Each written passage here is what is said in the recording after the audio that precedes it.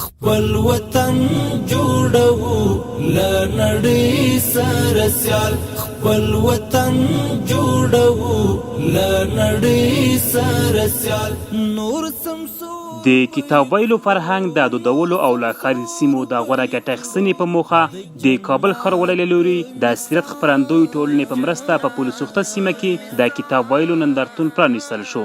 د 5مې ناحیې مرستیال رفیع الله احمد زی وایي چې په پل سوخته سیمه کې اوس مهال غوره بدلون راغلی دی او ډېری ځوانان چمتو دي څو په دې ښاري سیمه کې په کتاب لوستلو سره خپل وخت تیر کړي. د نوموړي په وینا په دې کار سره ښاري فرهنګ او له ښاري تاسیساتو د ساتنې احساس غښتلی کیږي او له بل لوري د ځوانانو علمي کچه لوړیږي.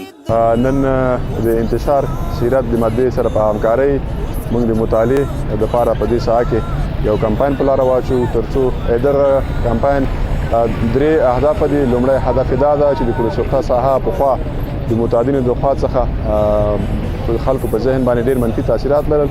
اوس الحمدلله خاصه خوشایند ده خلک راځي په دې ساحه کې مطالعه کوي او د دې ساحې څخه خوند اخلي.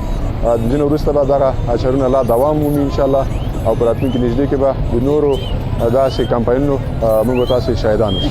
یاد نندارتون به تر 3 ورځو پورې دوام ولري چې په هغه کې به عقیدوي، فقهي، تاریخي، اقتصادي، طبي او ټولنیز کتابونه نندارې ته وړاندې شي.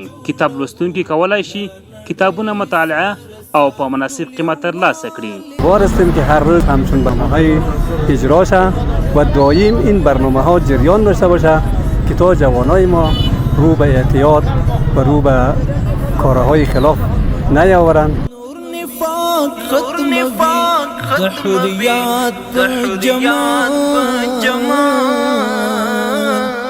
والوطن جوړو لنړۍ سره سیال خپل وطن جوړو لنړۍ سره سیال نور سمسور به یې کړو.